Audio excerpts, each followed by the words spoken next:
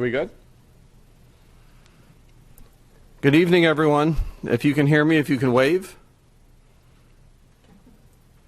Awesome. Such friendly waves. I love it. So I'd like to just start out by thanking so many people that are out here tonight. I'd like to thank our principals, our nominating staff members, all of our families and our friends and our special guests for celebrating our Pittsford Pride this evening. And most importantly, I want to thank all of our recipients. Recipients are the ones getting the award because you have been going out of your way to make the lives of other people better, which is so important in a normal year. But this year, when so many people are having a rough time with COVID, it's an extra special recognition this year. Which is why, if you are in grades K through 8, I believe all of your parents and guardians have agreed to chocolate fountains and bounce houses and other gift cards that you might want. And then the older grades, I think your parents have agreed to buying you a car, which will be in your driveway in the very near future. So quite honestly, I just have to say you deserve all of that. You're probably not going to get it. But you deserve it because you've gone out of your way to make the lives of others so special, and that's amazing. For parents and family, tonight's ceremony will be broadcast on channel 1303 and will also be part of a podcast on our district website. I have to ground us back to why we're here. The Pittsford Pride recognition is truly special. We have about 6,000 students in the Pittsford schools, and only 27 will receive this award this year. So think about that. 6,000 students and 27 will receive it. That shows you how much people think about your efforts as a citizen and your leadership, which makes me so very proud of all of our recipients tonight. As far as how this process works, each building is tasked with seeking out individuals that they felt exemplified citizenship, and they had to document why. Then a building level committee convenes, and they select only one candidate to be recognized. And those are the candidates that are in front of us tonight. So all of you are here after going through a process for not only being a great person, but for having a lot of people come together and say, wow, this person's really quite special. And so moms, dads, grandmas, guardians, grandfathers, aunts, uncles, know how special tonight is and how high in regards we hold each one of these candidates. Beyond tonight's recognition, students will be recognized many different ways, and they'll be a little bit different based on each building. It could be their names on a bulletin board or morning announcements. Students will receive their names on a plaque, which you'll receive. Each recipient will work with their principal to decide on a special privilege or a gift. And that could range from a free parking pass to spirit wear to being a class helper, to being a speaker in classes, but in other leadership roles. So you have a lot to look forward to. We really want to highlight your efforts. As far as our process tonight, each recipient's nomination will be read. The first 3 will be read by our board president. Our second 3 will be read by our board vice president. And our last 3 will be read by me. And then when all 9 recognitions have been read, we will clap very loudly for everyone.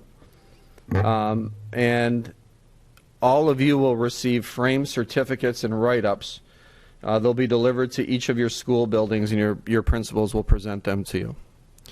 So I want to just close by thanking all of you again. Depending on your the people that you encounter, all the different families we have in Pittsford, everyone's handling this epidemic in a different way. For some, it's really super hard. For others, it's a little bit hard.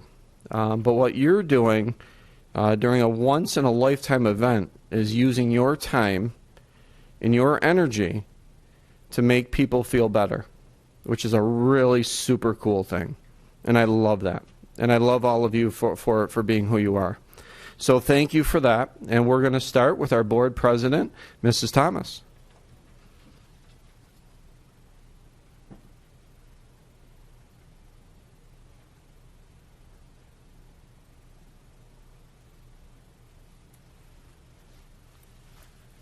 Hi, everybody. So nice to see everyone on the screen. My first recipient tonight is Adish and Kolakar. Adish, where are you? If you could just wave your hand. Oh, hi, how are you? Adish is in grade 12. He is at Pittsford Mendon High School, and he was nominated by Miss Labar, Mr. March, Mr. Domrose, and Miss Nazarian.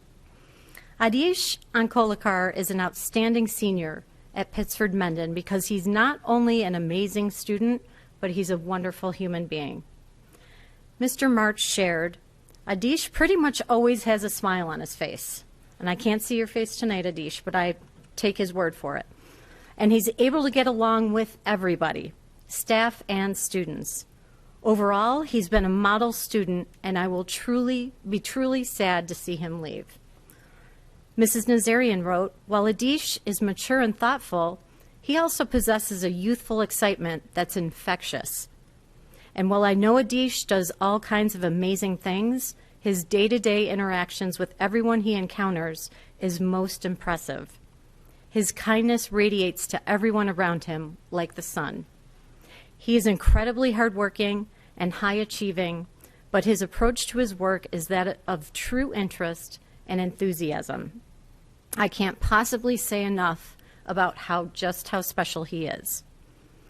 As Miss Labar shared, I've seen Adish work with a variety of students of various ages and backgrounds, and he always finds ways to relate to others. He remembers what people are interested in and asks them questions about their interests. Adish seeks to understand others and gets people connected to each other. He checks in on others, not just to see how they're doing on an assignment, but to see how they're actually doing. Outside of school, Adish teaches a variety of topics to community members, such as Sanskrit and brain science. While he has great talent, he recognizes the importance of sharing it with others. Adish always seems so grateful for his school community, and I hope he realizes that his school community is so grateful to have him. In Adish's words, in a time when things may seem discouraging, it's imperative that we do what we can to stay connected and value the people and time that we have so we can grow together as a global community. Congratulations, Adish. You are wise beyond your years, and that's coming from me. On behalf of the district, we wish you well next year. Congratulations.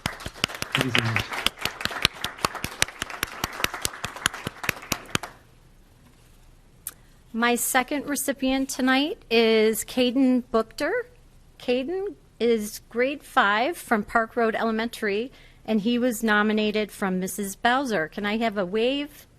Where are you, Caden? Do I see him? I don't think I see him. Okay, I'd like to nominate Caden Buchter for Pittsford Pride because he's the type of person that I would like to have in my classroom every year and to have as my child's best friend. Throughout every day, Caden demonstrates kindness, consideration, empathy, and inclusion. If a student has feelings that are hurt, he's the first to check to see if the other person needs help or to talk. When the class is working in student groups, he's one of the first to make sure that every person is included in the activities. He can be silly with a great sense of humor, but he understands when it is time to work. At recess time, if a peer is struggling with how to play a game, he will help teach that peer how to complete the task so no one's feeling left out. Caden shows persistence in his own academics, even when something doesn't come easily. He's been working throughout the year to participate often, improve in areas that aren't natural strengths, and become a leader in areas that are his strengths. He is great at self-correcting and learning from his mistakes while staying positive along the way. When Caden is given the time and space, he is the life of the classroom. He has a contagious laugh and can make any topic fun. He has a sense of humor that appeals to his peers as well as the adults in the room. Caden is also an incredible team player, motivator, and supporter, which may come from being a diehard Bills fan. I truly believe that Caden lives the PCSD mission statement, be our best, do our best, and make a difference in the lives of others. He makes me proud to be his teacher this year. I hope he's as proud of himself as I am of him. For all these reasons, I'd like to nominate Caden Buchter for the Pittsford Pride Award. Congratulations, Caden.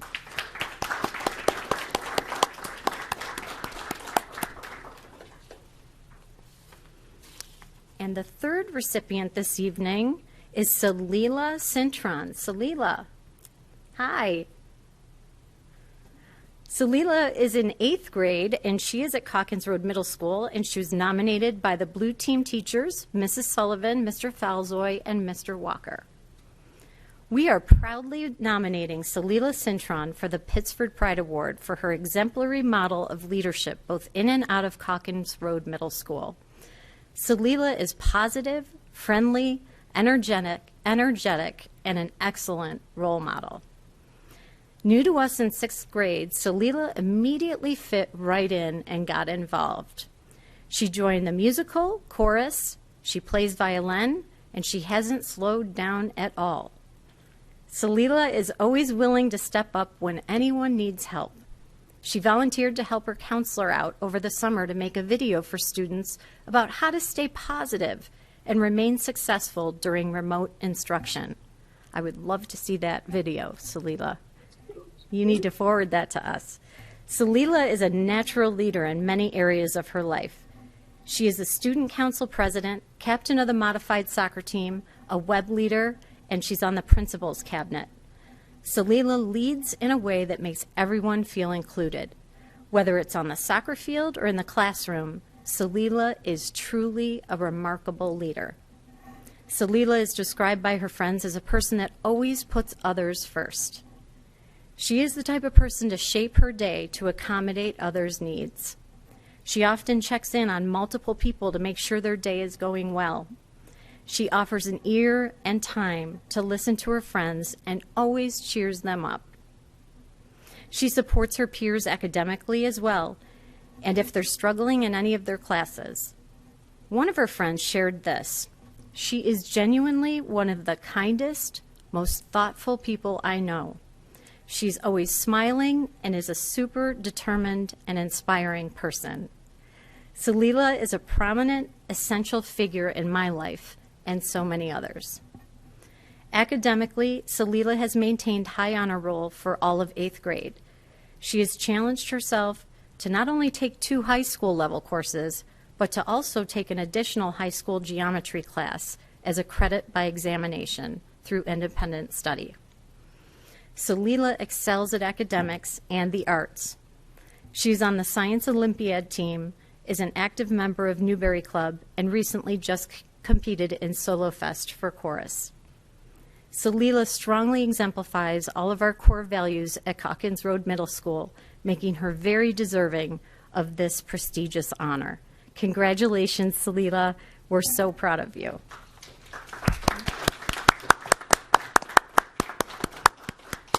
And with that, I'm going to turn it over to our Vice President, Mr. Aresti.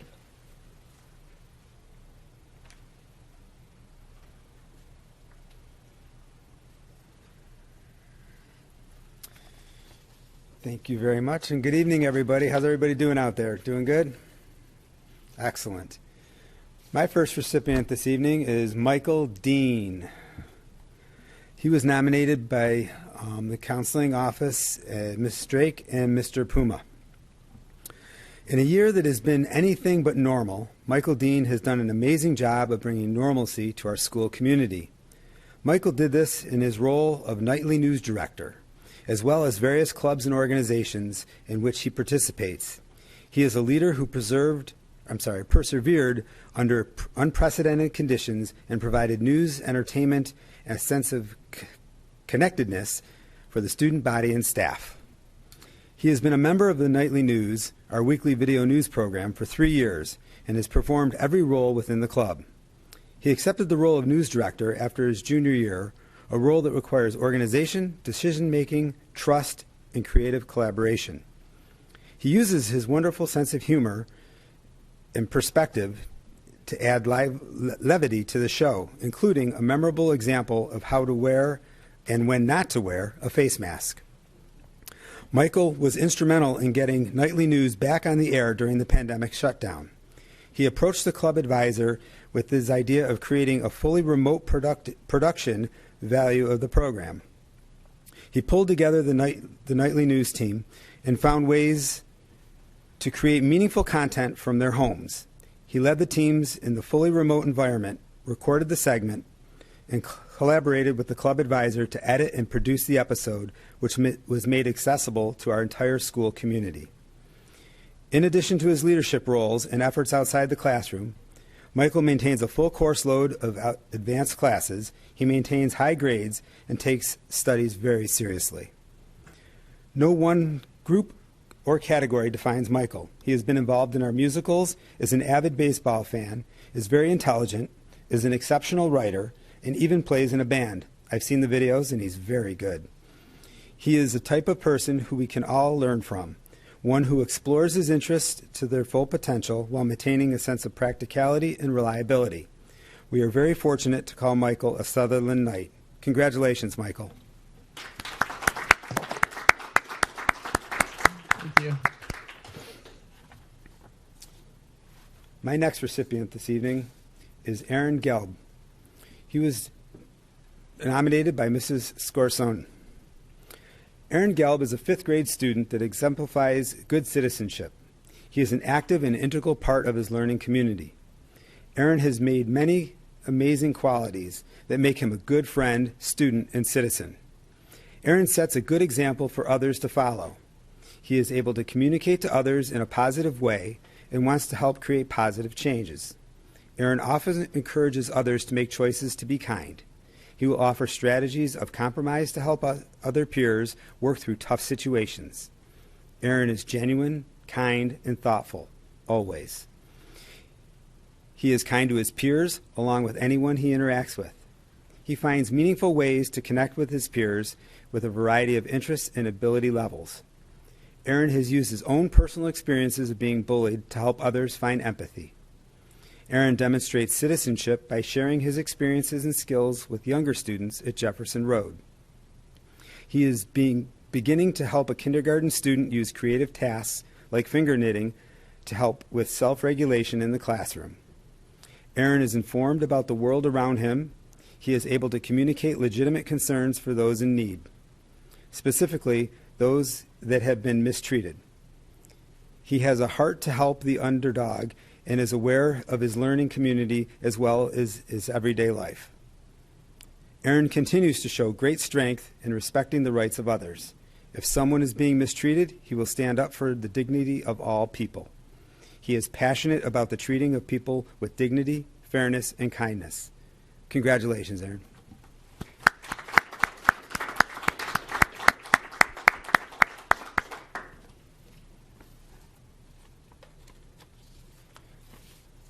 My third recipient tonight is DJ Green. DJ, you out there? Give us a wave. Excellent. He's from Barker Road Middle School. He was nominated by the Red Team. Ms. Kutea, Mr. Vigder, Ms. Hogan, Ms. Saiso, Ms. Medcalf, Ms. Perotti, and Ms. Rooster. DJ Green is a 7th grader on the Red Team at Barker Road Middle School. DJ comes to school every day with great attitude and eagerness to learn. He is quick to offer support to his teachers and peers. The warmth of DJ's heart can be felt in his everyday interaction.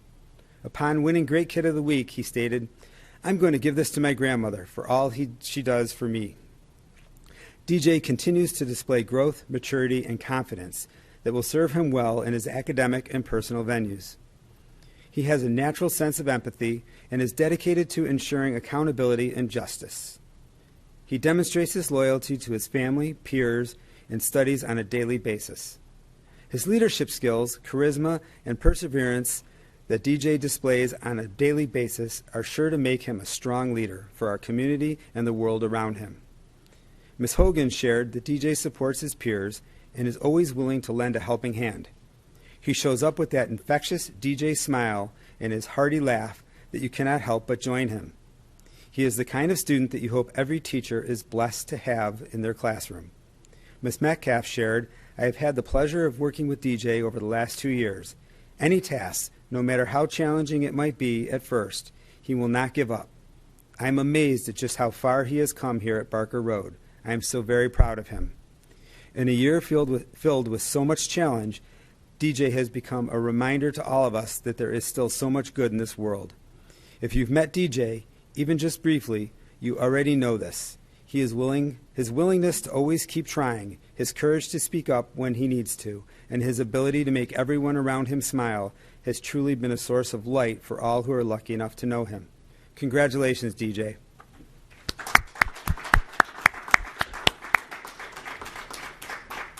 Welcome back up, Mr. Superintendent Pirro.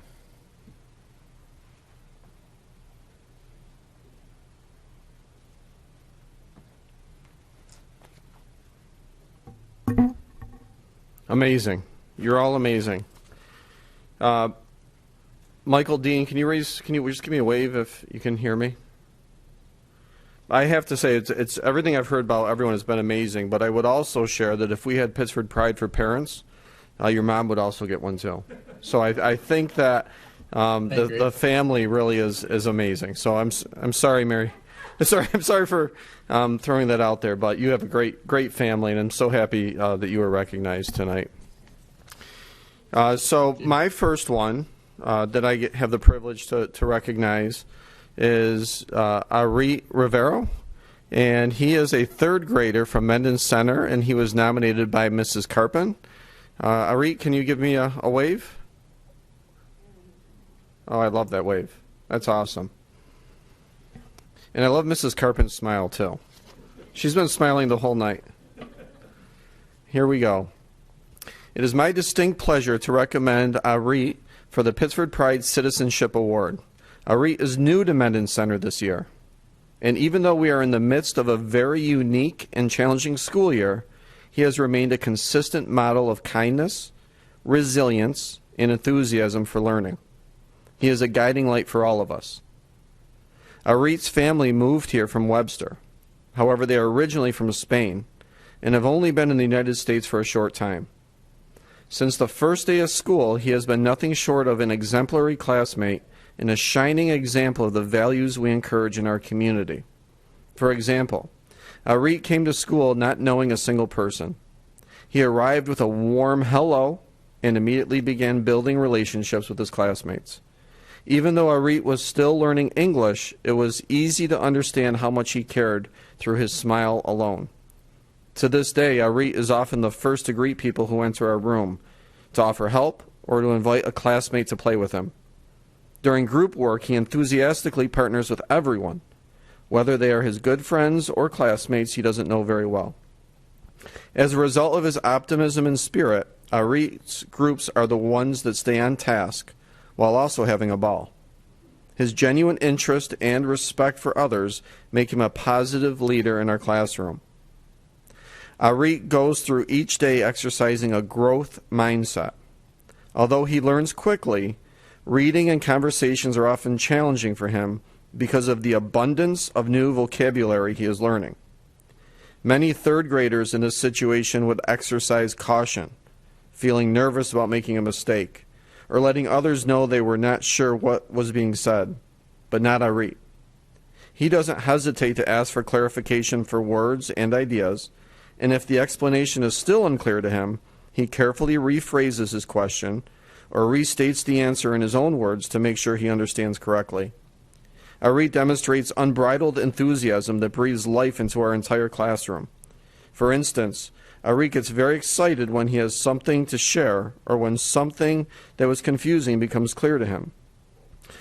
We all share in his pride in those moments.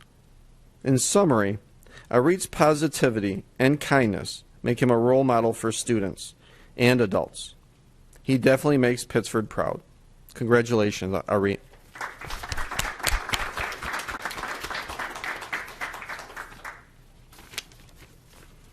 So Arit, you get to choose from a chocolate fountain or a bounce house, so you can talk that over with your mom tonight. Look at Angela. Okay, my next is Jack Rutledge. Hey, Jack. Give me a thumbs up if you're doing well tonight. Okay. Jack is a 5th grader at Thornell Road, and he was nominated by Mrs. Chapman. Hi, Mrs. Chapman. And Mr. DeBell's here to root you on, too. This must be really good, Jack. I'm excited to read this. Amelia Earhart once said, "A single act of kindness throws out roots in all directions, and the roots spring up and make new trees." Jack is a young man who always seeks out opportunities to learn and grow. By just being himself, Jack's words and actions have planted saplings of kindness that continue to grow each day. Early on in the school year, while we were all getting to know each other, Jack saw a classmate quietly drawing a dragon. Jack could easily have seen the drawing and returned to his desk without saying a word to the other student, but he didn't. Jack stopped and said something to the effect of, "Wow, I really like your dragon. It's cool." This small acknowledgement led to other classmates taking notice, and many conversations about drawing grew out within the classroom. Most importantly, the young artist had a smile on his face that extended well beyond his mask, as the boy realized that he was in a class that respected and celebrated everyone's interests. Another small Jack act came during our morning meeting when we were playing 11. Students go around the circle, and giving 1 to 3 numbers, the person who has to say 11 is out. There is the ability to sacrifice yourself by saying 11. It is through this game that I learned of Jack's competitive nature and saw more of his kind heart. The first person to sacrifice himself was Jack, and the person he saved was me. I was amazed. After that, in almost every game, someone sacrificed their spot in the game so someone else could keep playing. Perhaps the most impactful act of kindness was when Jack asked a simple question in February: "Can we play kickball as a whole class?" This small ask led to a chain reaction in our class relationships, and self-confidence has grown, sportsmanship had developed, and everyone had become much better at kickball. Jack's love of sport has encouraged others to try new things, including the adults in our school, as we plan to hold our first Thornell Road 5th grade kickball tournament this June. And I hope I'm invited, or I can officiate. Often we think of big acts having the biggest impact. Jack is proof that a small, simple, heartfelt act can help to grow deeply rooted trees of friendship, compassion, and community that last well beyond a single moment. I'd like to congratulate Jack for all he does. Congratulations, Jack.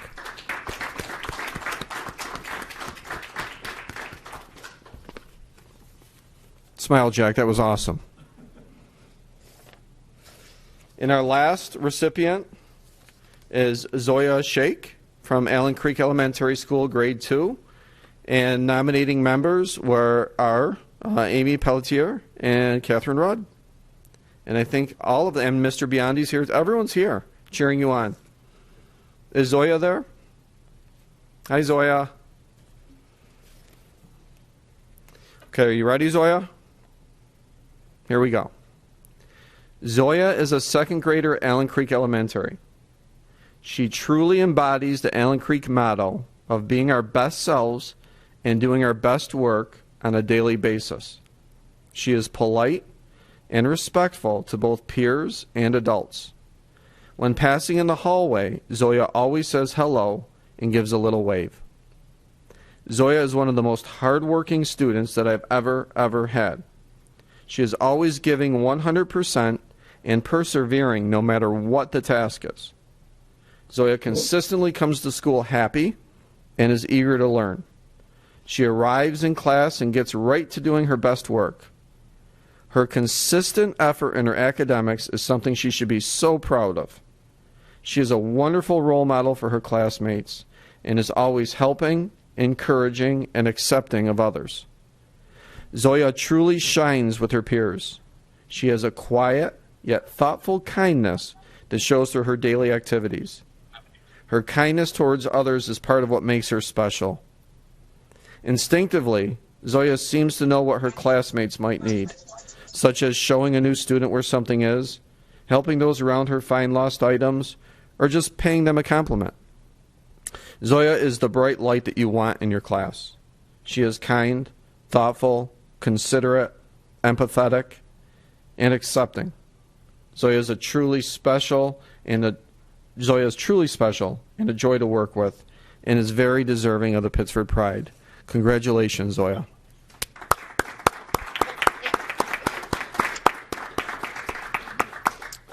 So tonight, we had the privilege, the Board of Education and myself, and all the people that are on camera, to really honor some beautiful people, some really gifted people from the sense of a humanity perspective. And I believe that not everyone can be a great athlete, and not everyone can be a great musician, and not everyone can be great at academics. But people can be great people if they make that choice. And sometimes that's harder than any of those other ones. To make that decision in your mind, to decide every day when you wake up in the morning to make Pittsford a better place, to make your classroom a better place, to help students, your peers that are maybe having a rough day. What you've all done in your own way is made the lives of other people better. And that's a gift. And we celebrate you for that. And I really do wish I could give you chocolate fountains and cars. But what I also know is that for each of you, you're doing it for the right reasons. You're not doing it for a recognition. You're doing it because that's who you are in your core and who you are at your heart. So I would ask that you continue being who you are, continue making a difference, and know that on behalf of the superintendent, your teachers, your administrators, and all of the other people that you encounter, we thank you from the bottom of our hearts for all you do and for the differences that you make. So if we could, give all of our recipients a large round of applause.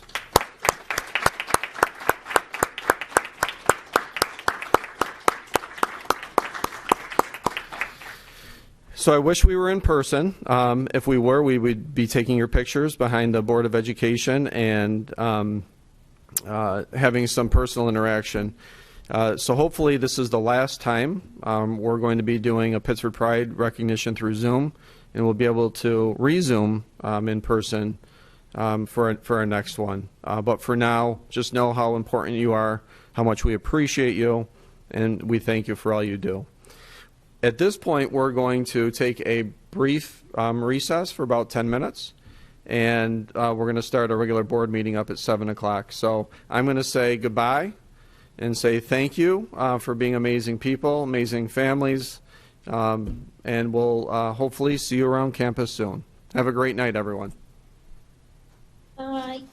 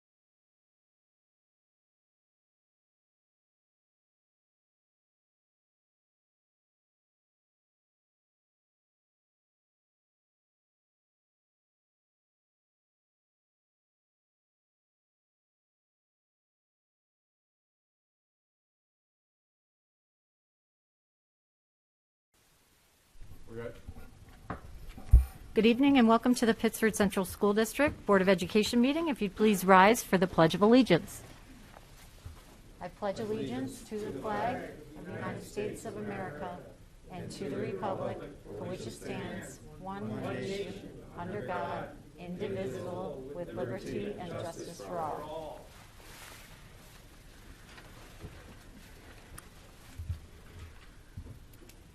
May I have an approval of the agenda, please? Thanks, Pete. Ted, any edits? All in favor? Opposed?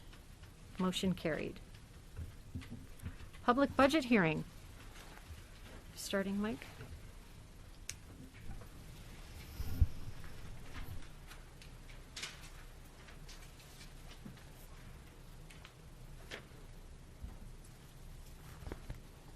Good evening. I'd like to just start by thanking our business office and thanking especially Darren and Leanne for all of their work on our budget this year. The purpose for tonight is to provide the community with a summary of the 2021-2022 adopted proposed budget in a format that's required by law, supplemented with a clear and concise summary of our final budget. The budget shall afford the community current levels of programs and services for the projected enrollment that were maintained at pre-pandemic levels. Costs were adjusted for factors such as collective bargaining agreements, inflation, and historical trends. This also implements our best understanding of projections of associated revenues and supports. The property tax increase, including the debt exclusion of 1.95%, will not be exceeded. The budget and related programs and services appropriations are balanced with our estimated revenues. This process in creating our budget guidelines started, I believe, in January of this year. And again, the district planning team agreed that first and foremost the budget needs to reflect a student-centered budget that will include equity and inclusion for all students, social emotional supports, and mental health supports. Also safe school environments and safe facilities. On Superintendent's Conference Day, we actually went through a formal drill without students there in preparation for next year as it relates to active shooter preparedness, bringing us back to the pre-pandemic mindset of having students fully back in school and a reality of pre-pandemic life of the things that we had to worry about. So we tested a lot of the technology that we've put into schools and our level of responsiveness relative to the safety of our schools. We also are focused on high-quality professional development for all staff around the topics of equity and inclusion. I'm also understanding the tiered supports that are going to be needed from students without being in school fully this year. In addition, one of the things that our staff have grown to use very productively is technology and how to best leverage different technology platforms and softwares and applications. We also have to balance the investment in education with sensitivity to limited community resources by not exceeding the tax cap and by opening schools fully without temporary learning models if permitted by New York State Department of Health. So as we look into our budget, what we've done this year is we've pulled out all of the additional staffing for remote learning and taken that out of the budget.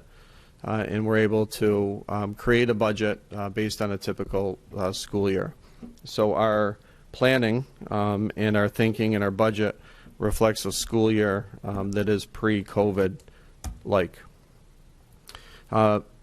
Maintaining fiscal stability now and into the future through reserve accounts that are sustainable, partnerships and shared services, and certainly our audits. We are audited probably more than most districts. And we welcome that. Many of our audits are voluntary so that we can continue to make sure we're using our money and the community's money in the best way possible. And also protecting and maintaining our highest bond rating in our school district, and finally, obviously, to meet legal mandates. We have a lot to be proud of in our school district. Our graduation rate is close to 98%. Our college-bound students are around 94%. We have several national merit scholarships, finalists, and commended. We have many AP scholars. We have national and state recognition for excellence in our high schools through U.S. News and World Reports. Our middle schools being named New York State Schools Essential Element Schools to Watch, which is the highest recognition you can get. Being named the best community for music education, I think 4 years in a row now. Students at all grade levels participating in community service learning programs, many individual and sectional and state championships, numerous enrichment opportunities, a crazy, wonderful arts program, and also a district that prides itself on fiscal responsibility. And quoting Moody Investor Services, saying the district is financially healthy due to prudent, conservative financial management. We're going to walk you through some of the specific numbers as it relates to the three-part budget, which we're required by law to do during the hearing. And it's my pleasure to turn it over to our Assistant Superintendent of Business, Darren Kenny. Thanks, Darren.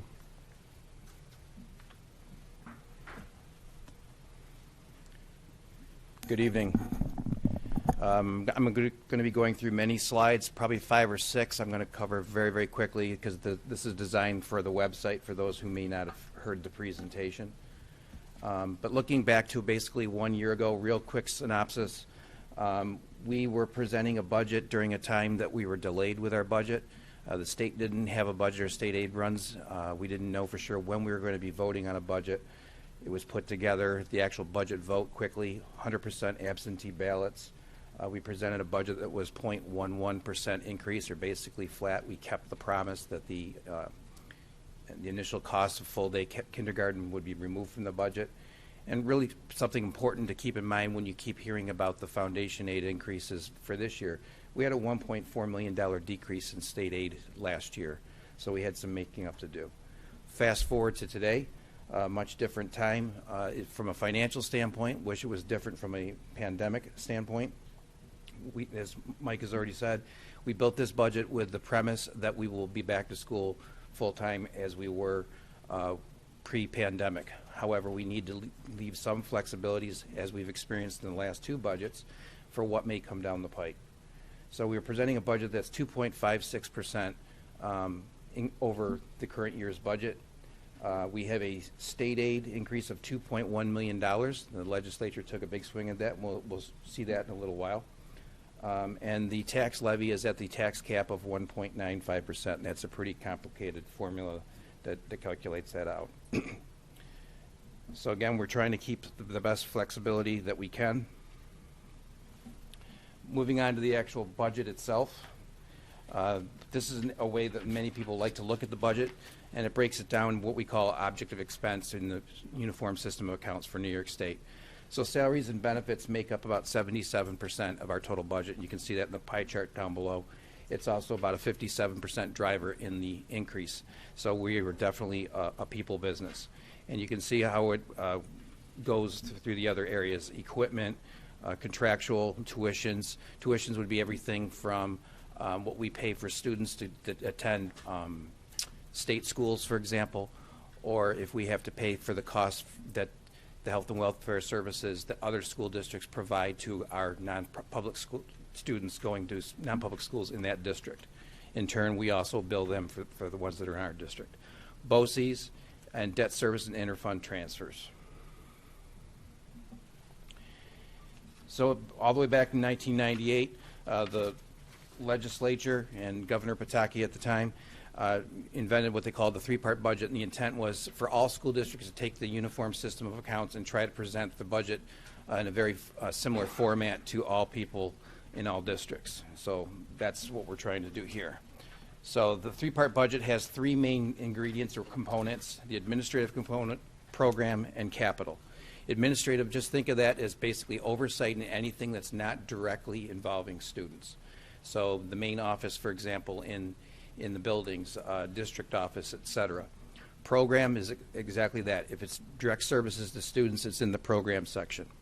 And then capital is for the operations and the maintenance of the facilities, utilities, etc., debt payments. So looking at this chart, by far 75%, almost 76% of our budget is spent on the program component. That's a higher percentage than many school districts throughout the state. Conversely, looking at the capital component, and that's decreasing over time, as far as the part of our budget that's driven by that, that's predominantly our debt service and our operations and maintenance expenses, and our administrative is under 10%, and that's far below most school districts throughout the state. So diving into it a little further, you can see from a dollars and cents standpoint for each one of the main three components. Administrative is fairly flat over time.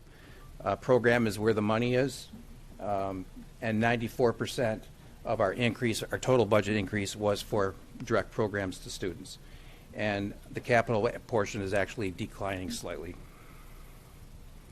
So drilling down with the first component, administrative, you can see the main drivers in there, and some of the what they call functions of expense are in all three of these components. For example, employee benefits.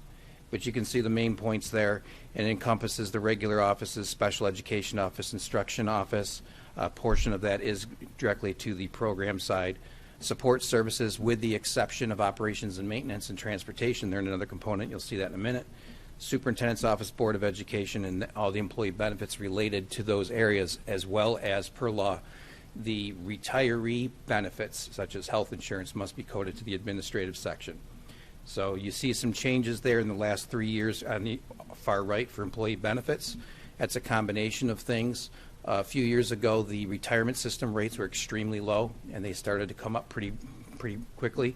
That's big driver to that, as well as we've had more than usual retirements in the last couple of years. Moving on to the program component. Again, this is anything that directly affects the students. Due to some retiree attrition and things of that nature, the regular school is fairly flat, or doesn't have a substantial increase, only about 1%. Special education services directly to students, curriculum and instruction, support services, and the employee benefits. You see the trends there. Excuse me. The capital component, operations and maintenance, about a 1.6% increase over the current year. Right now, utilities continue to be a bit volatile, trying to project where they're going to be. Our debt service is declining, but keep in mind, when building aid is also declining along with that. So we're doing the best we can to keep those schedules aligned to each other so that the net effect to the tax levy is flat. And employee benefits.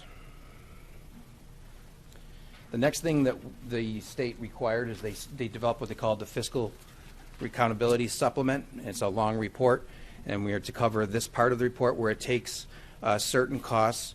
It backs out debt service, operations and maintenance, and transportation. Part of the reason they do that is because not all school districts have a transportation department, or they have a very small transportation department.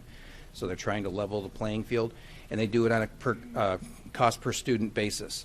Unfortunately, the data they use is a few years old. This information is provided by the state. We do not calculate it. I've included the enrollment information for our district there.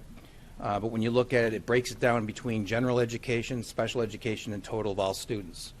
I know it's natural to want to add both of those together and think that should be total, but the reason why it's not is because some special needs students are also in the regular ed program, so it's not as simple as one or the other. So when you compare us to a similar district, when you look at total for all students, we're 21% below a similar district, and when you compare it to all of New York State, we're 12% below on a per pupil spending to New York State.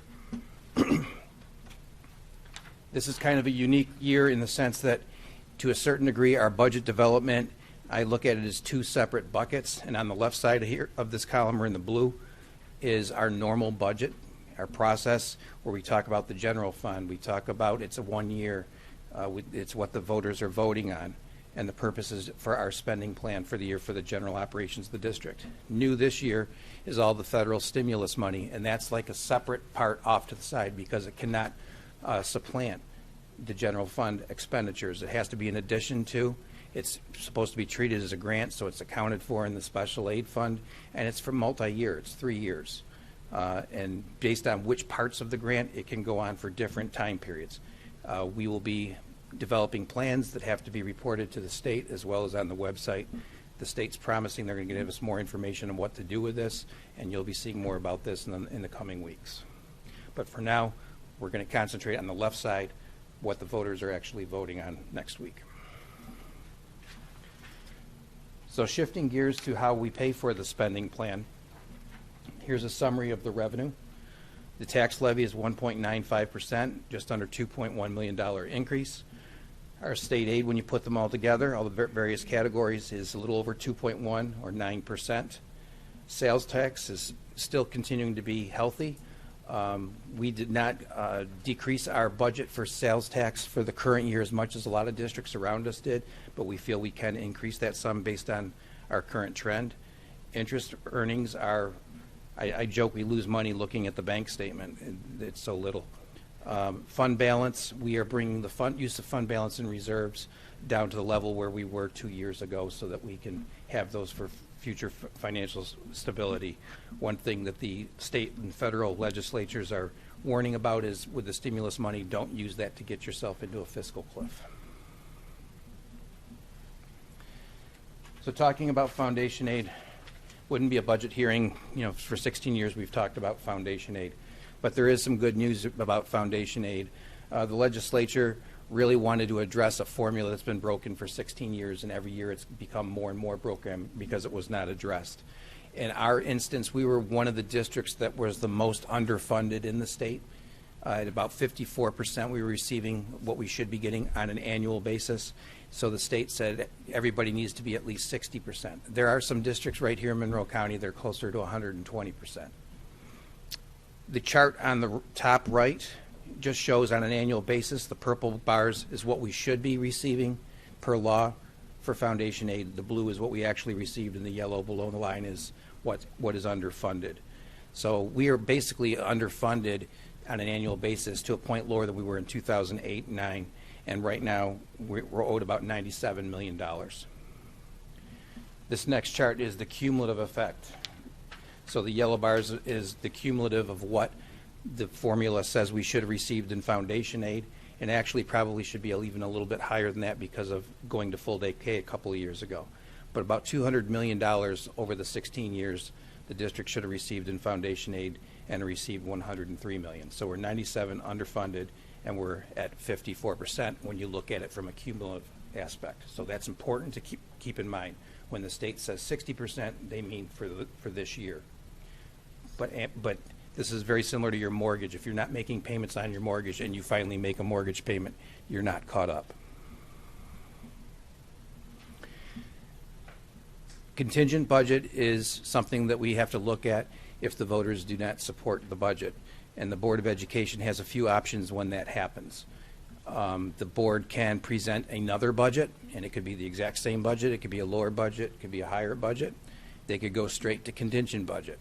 If the voters do not approve the second budget, the board has to go to contingent budget. So what is contingent budget? Back several years ago, contingent budget was capped on a maximum amount that it could increase. The actual budget is not capped at all under contingent budget. What's capped is the tax levy. The tax levy has to stay the same as it was the last time it was approved. So in our case, for the current year. And then the Board of Education and the administration has to do what they need to do to stay within that. So if that were to happen, we would be losing about $2.1 million in revenue to support the budget, and we would have a lot of decisions to make to stay within that spending plan. So as we wind up the actual spending plan for the budget, just some key factors. We are asking the voters to consider a budget that is a 2.56% increase, or just under $3.6 million. What they're approving is a $143,925,548 spending plan. The district cannot spend one penny more than that. We try very hard, and we always spend less than that. From the tax levy standpoint, I talked about the tax cap formula, so to kind of give you a breakdown, in green, 1.95%, that's the cap, that is the tax levy increase that supports this budget. When you back out the debt piece, because the voters have already voted on that when they did the capital project, that represents 0.35. So really 1.60% increase in taxes supports this budget increase. And as previously said, a contingent budget would result in a zero tax change and require $2.1 million worth of reduced revenue. So these are the legalese that will be on the ballot. Like I just said, asking to approve or authorize the Board of Education to spend up to that $143 million amount. There also will be some additional propositions on the budget, or on the vote, 4 of them. I've tried to summarize them here rather than go through all the various legal aspects. Not unusual to the district is Proposition 1, which is for the purchase of buses. We are requesting to replace 12 buses with unleaded buses, not diesel. A few years ago, we made a concerted effort to convert over from diesel to unleaded. They're cleaner, and they seem to be less maintenance issues. So $1.388 million we're asking to withdraw from the capital reserve, which is basically a savings account that the state says that we can set aside funds. The voters authorize the establishment of that reserve and the funding of it. We're asking the voters if we can pull that money out to buy the buses. They should generate $930,000 in state aid, and we put that money back into the reserve to help keep it be there for our use in the future. Proposition 2 is asking to take money from the facilities capital reserve, $6 million, for a small project that focuses on preservation of facilities, efficiency, and health and safety items. So these are things like emergency generators, windows that are leaking so bad it's causing damage to the building, roofs, things of that nature.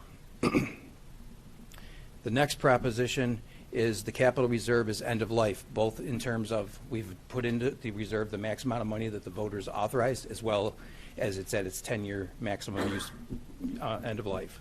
So we're asking to establish a brand new reserve, and up to a maximum of $42 million over the next 10 years can be deposited in that reserve.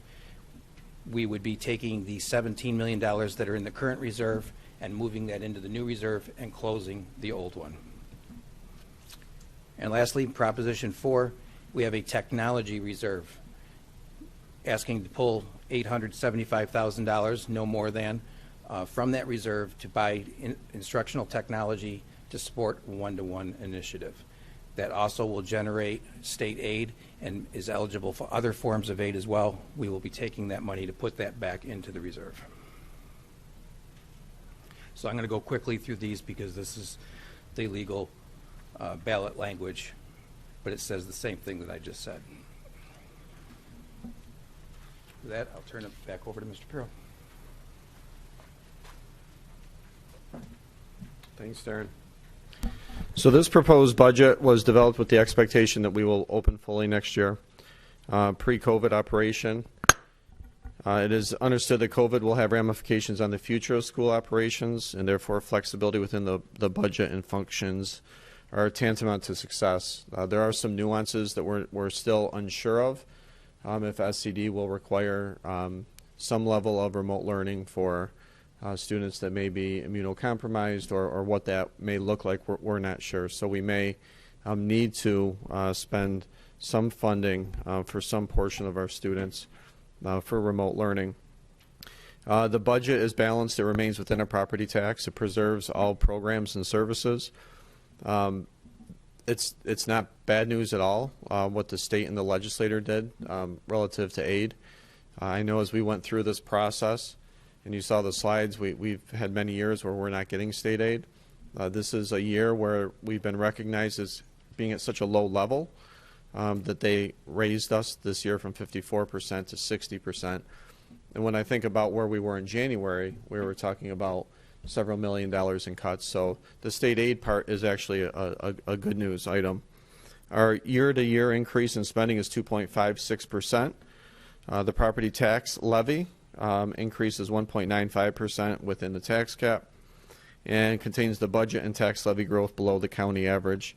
despite having the lowest foundation aid per pupil and percent full funded in the Western New York area. So we present to you the budget again during this hearing, some future dates, or one future date. May 18th is our budget vote. It will take place in person. To obtain an absentee ballot, which is still an option for folks, an application must be submitted.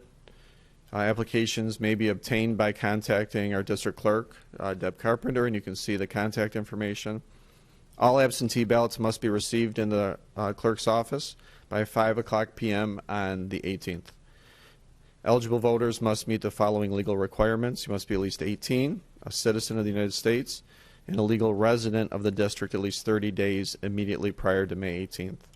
If you have any questions, please access our district website or feel free to call our board clerk, or if you have budget questions, to contact Darren's office. So with that, I'd like to open it up to any questions or comments.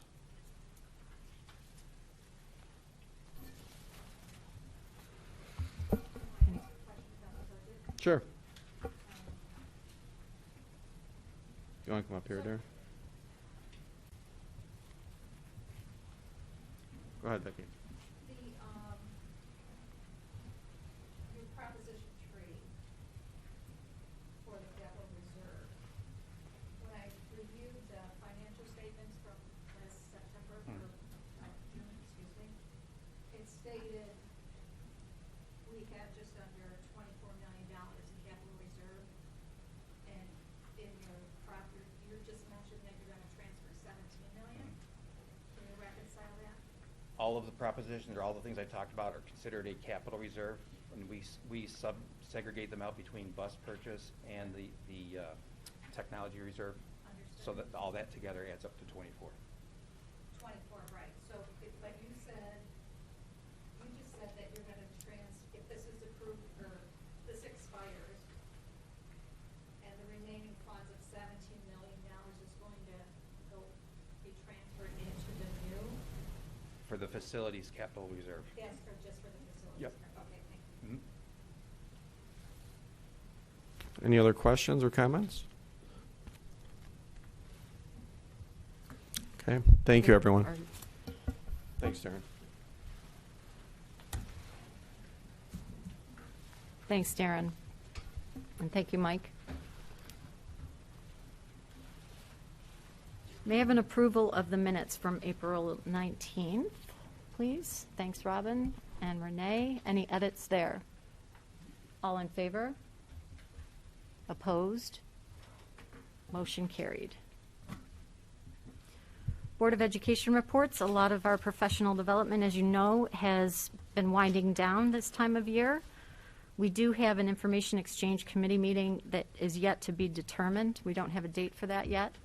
Once I have that, I will forward that along to you. But we did have a great legislative committee meeting that I'd like Val to report out on. Val is the committee co-chair for Monroe County School Boards and has a report for us tonight. Sure. So in the next few weeks, we're going to be meeting with our representatives for Senator Schumer and Senator Gillibrand, and also meeting directly with Congressman Morelli. And our group usually comes together and we come to a consensus on what our top priorities are for advocacy. And certainly this year is going to be talking about that. We're going to talk to them about the CDC metrics for reopening. We feel that their zone guidelines are not attainable. And while we know that New York State doesn't follow the CDC guidelines exactly, they're still using the zone guidelines just for reopening. So we're going to be talking to them about that. And we have some other things that we continue to talk about them with IDEA reauthorizations coming up, some charter schools accountability, CDL licensing for school bus drivers. We're hoping they'll work with the U.S. Department of Transportation as well. And just to get a little bit further into the woods, we're also going to be we're hoping to meet with our regents, Wade Norwood, and our new one, Ruth Turner, probably on June 9th. That is not 100% confirmed yet, but we're working on doing that. And this is where our topic of reopening schools is going to be really big. That is absolutely our top priority for this, and we definitely have a sense of urgency for them to give us very clear language that schools can reopen 5 days a week at minimum starting in September. We're going to be looking for some kind of clear guidance regarding the decision-making chain in the future. What will happen if we reach certain metrics for temporary or fully closing. And we also, again, are looking for some more realistic metrics to use for that as well. And we definitely want, again, very, very clear language from the governor, from New York State Department of Health, and we also want State Ed to come out with a statement to say that we want all students back in school 5 days a week. Let's see, what else do we have here? We're also asking all of our districts to bring data to support why we're looking for this. So we're going to talk about data based on in-school testing, data for our number of teachers, and probably students certainly by next fall, and even by now who are fully vaccinated, data regarding what happened with our sport opportunities regarding spread. So we're looking for all districts to provide that support when we talk to the regents especially, but certainly the federal legislators as well.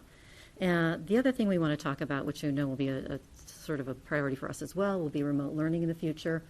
We're looking for a clear metric to determine who will be eligible to have a remote program. As Mike mentioned earlier, we don't know what's going to happen, but we're looking for that information ASAP. There's definitely a sense of urgency regarding the remote for next year, and we're going to be asking our regents how they see remote in the future as well. I'm trying to think if there's anything else. The rest of it are things that we've been talking about for years, our teacher certification, our staffing shortages, and things like that. To be honest with you, I feel like most of those conversations are going to be around opening schools. We have a lot of school districts who will be attending these meetings with all of these legislators and also our regents. So we know there's a lot of data, there's a lot of information, there's a lot of people out there who will have a statement to make. So I feel like both of these, or not both, but these two group meetings will be fully around opening schools. And Val, just to confirm, both you and Robin will be attending the upcoming meetings, correct? Okay.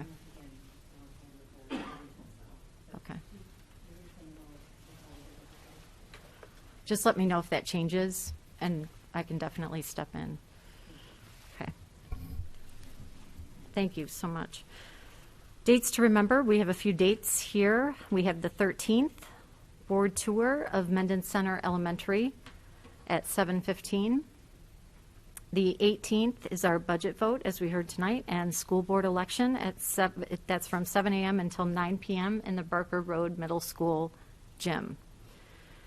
Our next regularly scheduled meeting is the 24th of May. And the 26th, we do have Monroe County School Board Association annual meeting. And if you haven't signed up for that, if you could please let Deb know if you plan to attend. And with that, we need an approval of annual vote and poll workers, please. Thanks, Val. Renee, any questions? All in favor? Opposed? Motion carried. I just want to remind everyone in the audience, if you don't have a mask, if you could please, we have to abide by the protocol, and you do need a mask while you're in the audience. Financial report, Darren. I make a motion that we suspend the meeting until everybody complies with the mask. Okay. I have a motion to suspend the meeting for 10 minutes until everyone complies with the masks. All in favor? Opposed? Motion carried.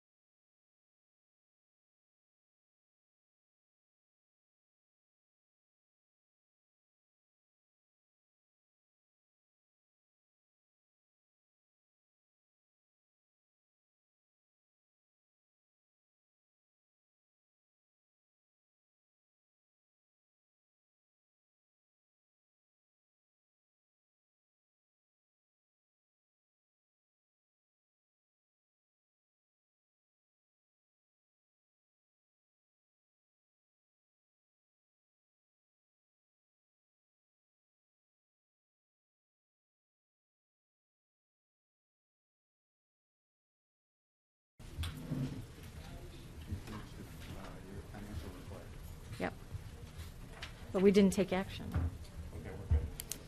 So, yeah, I think you need to take action. Yep. Okay. I'd like to call the meeting back in order, please. May I have a motion? Thanks, Irene. And Renee, all in favor? Opposed? Motion carried. Thank you. Financial report, Darren. Long time no see. Treasury report for March. We received what's called the spring aid advance, almost $6 million worth of state aid for the various forms of aid, as well as BOCES aid, $779,000, which was about $55,000 less than this time last year. School lunch fund, the comparison is a little interesting to look at because 1 year ago is when we first closed for the pandemic, as well as the resolution that you approved to transfer $447,000 into the fund. That is being reflected in there as well. That pretty much covers the highlights for the Treasury report. May I have a motion, please? Thanks, Irene. And Robin, questions? All in favor? Opposed? Motion carried. Next is the third quarter extra classroom activities report. Compared to previous years, obviously, there's a lot less activity there because some clubs are not running or not running to full capacity. But based on what we do have, I did not see anything that raised a level of concern. I have a motion to approve, please. Thanks, Val and Pete. Questions about that? All in favor? Opposed? Motion carried. Thanks, Darren. Sean, Human Resource Report, please. Good evening. First, we have the professional staff report for your consideration. We have a number of items here. We have our first reading for tenure. We have 19 total recommendations that encompasses 17 teachers and 2 administrators. We have a substitute request for assistant director of financing from May through October. We have 3 teacher appointments. We have our director of transportation appointment for Carla Grove. A correction of salary for a certificated staff member, and that's for a graduate degree that was not originally factored in at the time of hiring. There's a part-time to probationary change of status, and then we have 2 resignations, one for a paraprofessional and a resignation for retirement for one of our senior network technicians, which will be effective in December, and he's been with us since 2008. Okay. Thanks, Sean. May I have a motion, please? Thanks, Ted. And Renee, questions? All in favor? Opposed? Motion carried. Thank you. Second for your consideration is our support staff report. We have a school aide appointment and then 2 resignations, one for a driver and one for a cleaner. May I have a motion? Irene? Val? Questions? Sorry, Pete. I don't mean to leave you out. Questions? All in favor? Opposed? Motion carried. Thank you. Thanks, Sean. Special education report, Elizabeth. Good evening. All items on the consent agenda. Thank you. Superintendent's report, Mike.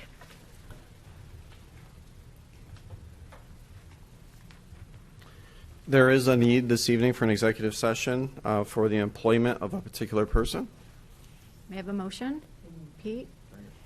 Ted? All in favor? Opposed? Motion carried. There are several policy deletions that are on the consent agenda. Most of those deletions are because they are subsumed in other areas or they're out of date. There's also first reading of Policy 7550, Dignity Act for All Students. That policy, Deb, if we could post that after the first reading for the community to view as well, that'd be helpful. So a couple other things. Want to thank our paraprofessionals, especially, actually all of our paraprofessionals. One of the things, we had a pause this evening because of concern around not reopening schools fully, which I 100% understand. But we have had our K-5 open from September, and not many schools across the state have done that since September. And the reason we were able to do that was because our Board of Education and our large group of teachers and parents they came together over the summer. I think there was about 70 of us or more.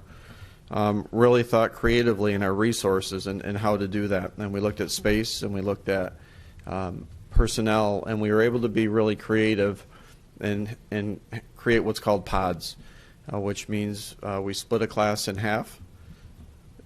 This isn't 100% across the board, but in general, we split a class in half. So instead of 20 students or 20, let's say 24 students in a classroom, we would have 12 in one classroom, 12 in the other classroom, and we would have a teacher, and we would have, on many occasions, a paraprofessional. So those two adults would be in charge of those 24 students, which allowed us to come in at 6 feet apart and be open five days. The paraprofessionals in this instance were amazing. We had to pull from the middle school, the high school. We took everyone that we could and put them at the K-5 level for a lot of reasons. One was because we know of the hardship on families to have to look at child care if they weren't home. We also recognize the challenge with technology at such a young grade level. So this allowed families to continue with their typical lives and allowed our youngest learners to be in school. And there was not one concern that was brought to our attention from our paraprofessionals. And they're the kind of unsung heroes here that allowed this to happen. Our paraprofessionals utilized those couple hours on Wednesdays to meet with our teachers so that they can plan for the rest of the week. And they also meet after school on regular days to do the same. So I just want to give a huge thank you and acknowledgement to our paraprofessionals for all they do. And I also want to thank our parents. It's been a really tough year on so many levels. And we've reached out to parents and asked for their support in driving to the extent they can. And I know that that's a hardship. And they've done it, and it's what's making our model work. So we've been K-5 since September, not because of any one thing, but because of our collective community coming together and working together. So to our paraprofessionals, thank you. To our parents, thank you.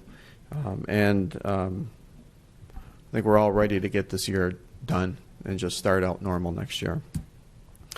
I also want to thank our nurses. Tuesday is officially Nurse Appreciation Day. Our nurses have done more than any one from the outside looking in could imagine. They have taken their jobs to the next level. So again, this isn't an area where nothing's been taking off their plate. But in addition to their normal job as nurses, they've been contact tracers. They've had to interpret guidance. They've tested thousands of our students and staff. They daily report different, they have different reporting procedures that they're in charge of every day. They're working with families, physicians every day. Clearance for sports, clearance to come back from COVID. They're doing a lot of that gray area where they're making a lot of professional decisions and having to reach out to others for clarification. Every morning we do the questionnaire. I know everyone's sick of that questionnaire. I'm sick of the questionnaire. I'm sick of answering those questions. I'm sick of hitting next, and we're all sick of it. I get it. But they've been doing it. They've been responsible for it, and they've done an amazing job with it. So a special thank you to our nursing staff. Also want to highlight a student, Chris Shen. It is Asian Pacific American Heritage Month. And he actually created this poster with his sister, and I just attached his email to me. It's quite remarkable, the drawing, and it's about the size of the doorway. It's huge. And it's currently being housed at Sutherland High School. And I know that not only does it mean a lot to him and his family to be able to acknowledge Asian Pacific American Heritage Month, but to our Asian community. So, Chris, great job. We appreciate that. Lindsay, thank you. Great job. And we're excited and proud to display this at Sutherland. So this is our second in-person board meeting with spectators. We're really trying our hardest to find what works for everyone. And so we've gone from Zoom. We went from Zoom with chat on. We've gone from Zoom with chat off. We've gone to YouTube. We've gone from just everyone here. So now we're at the point where last week we had public comment in person, presenters in person, spectators in person, and we've evolved again. So we've added another layer that if you want to speak at public comment and you can't be here, you can email the board clerk, Deb Carpenter, until today to email questions, and that could be your public comment from remote. So we're trying to accommodate everyone. We're trying to find that right spot so that people can feel heard. So know that we'll continue to evolve. We'll continue to assess. But our biggest message to the community is we want your voices to be heard.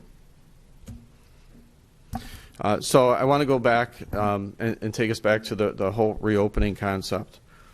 So starting in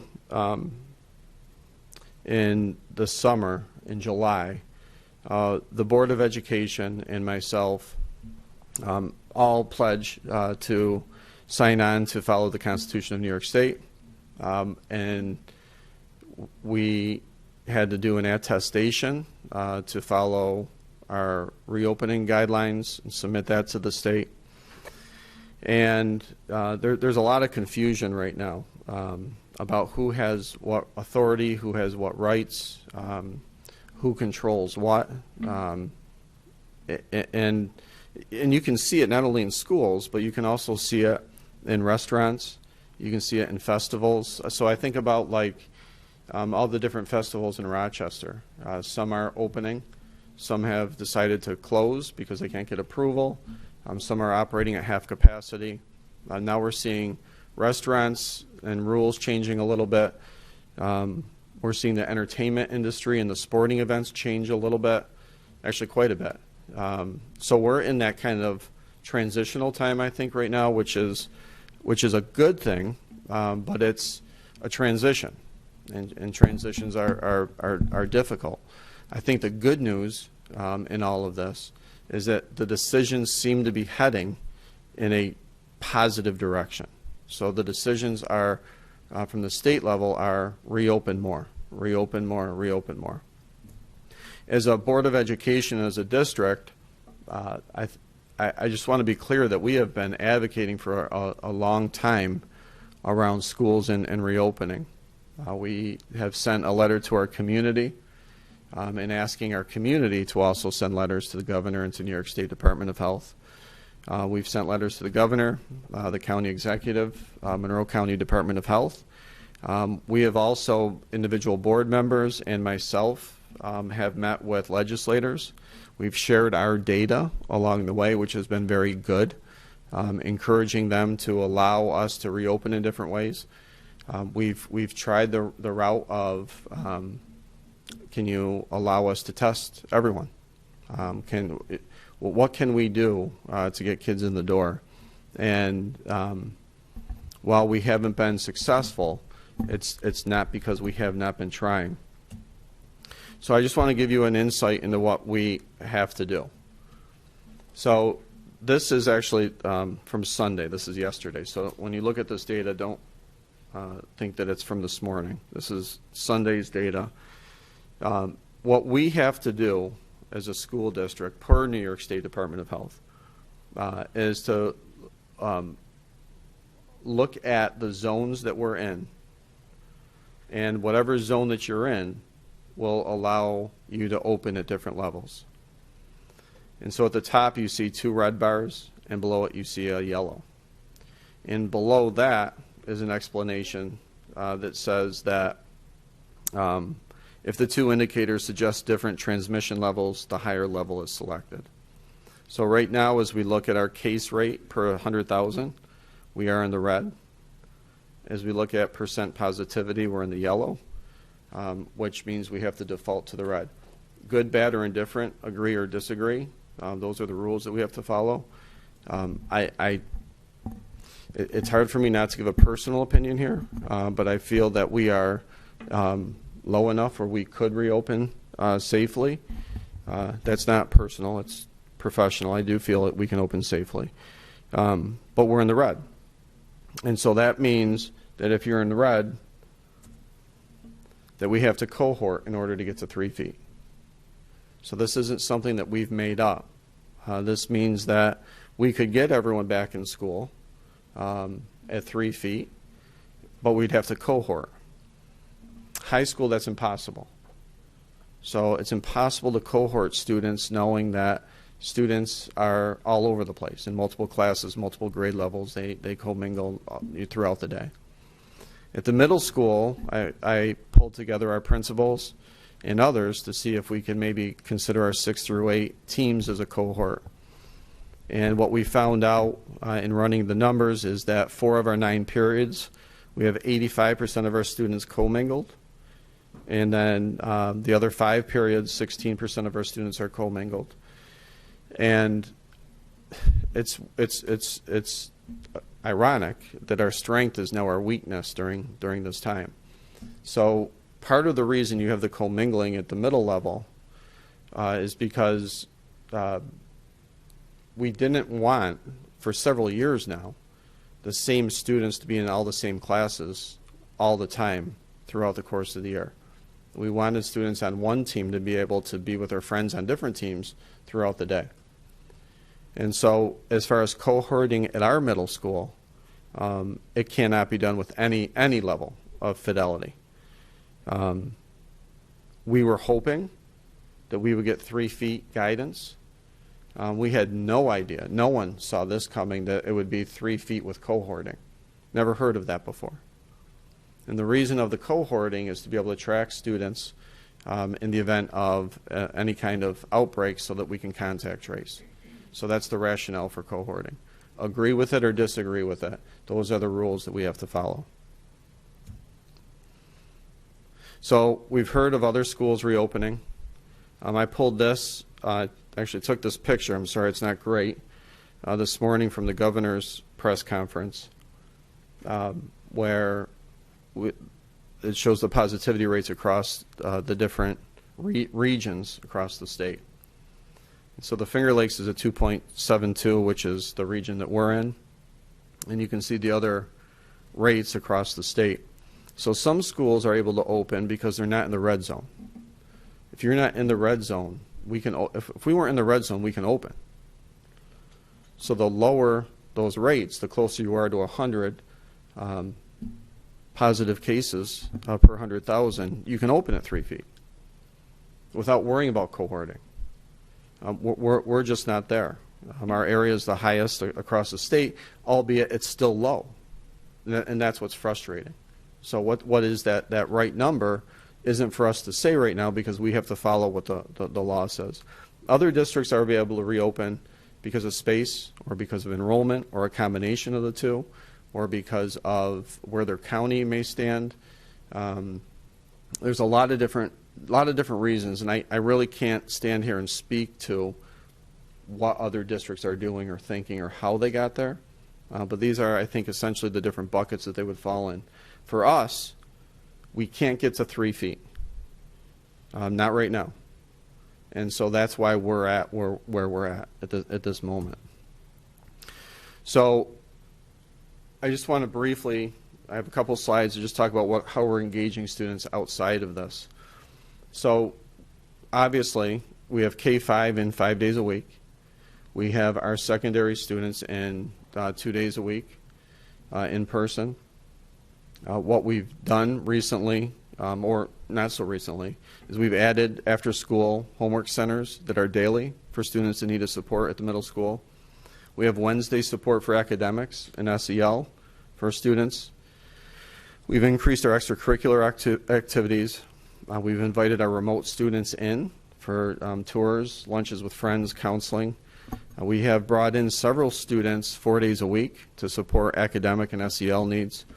And you can see the list. I don't want to go down everything, but we are trying to pull in more students as we progress through this. And this is a horrible slide.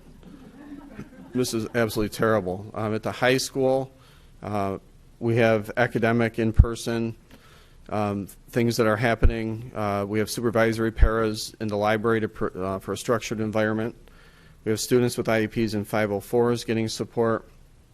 We have 4 days a week instruction for students that need help. We've identified students on an individual basis who may be struggling with mental health or academic health or academic needs. We have after-school supports for students. We have Saturday morning where we're bringing in students. On Superintendent's Conference Day, we opened up our building at Sutherland and Mendon. We brought kids in for extra help during the school day for APs. We have our music students coming into the building after school for their spring curriculum concerts. We have different things happening. We have great stuff happening for the community. June 5th, we're planning a great celebration for our seniors in a parade. We'll start at 10:30 in the morning. We'll start at Nazareth and a straight shot down Main Street. We're also planning for our seniors everything that they would normally do: awards night, senior balls, graduation. What we're trying to work through now, and I believe this is coming, is that we may be able to have a senior ball without having to jump through a lot of the hoops with regards to testing our students or showing vaccines, because the outdoor events, I think, are going to increase to 500. For graduation, we're still working on some details, but we're looking at Mendon having it on their turf field, Sutherland having it on their field, with 4 guests each. So if you think about that being 5 per family, we're looking at about 1,200 or 1,200 per event. So 2,400 people in our facilities for graduation. And we're still working through some of that guidance, and I will share that will more than likely change as well. So beyond the school year, beyond right now, and so starting last summer, our focus wasn't on what are we doing in September. Our focus has always been what are we doing 2 months from now, 3 months from now, 4 months from now. So that continues. We have about 7 weeks before graduation. So our focus now is not only should things change, how can we get people in, but then what are the things that we should be doing right now for next year? And as we look at the tea leaves, what's in the guidance that we can start planning for if the guidance doesn't change, for us to make sure that we can open fully for next year. So for example, the guidance talks about cohorts right now. So if that's the case, if that's not changing, then we'll schedule students where cohorts make sense. We'll get them all in. I don't see how we're not fully reopened next year. You heard it in our budget discussion. It's in all of our planning meetings. We're reopening next year. Our kids are not going to be hybrid. We're working right now on summer programs. So as early as as late as this morning, we talked about what that's going to look like for helping our students, especially our secondary students, with any kind of learning loss that happened this year, how we can create a camp-like experience, if you will, at no cost for anyone, to bring them in to support our students with both social, emotional, and academic learning loss, which also would, part of it be use of our federal funds. And then how do we bring kids back? What are our summer orientations need to look like? We need to do things differently. So with that, I know that there's angst. I know that there's frustration. I know that people are their tanks are empty. Mine is there with you. I think everyone's there. This has gone on too long. So as we look towards this year. We're looking at how we can keep an eye on that red zone that I talked about, how we can increase opportunities for students, whichever way we go, how we can end the year strong, and how we can plan for next year to be fully reopened. So with that, I offer any questions to the board. Anyone? Thanks for sharing all that, Mike. Yeah. Thank you.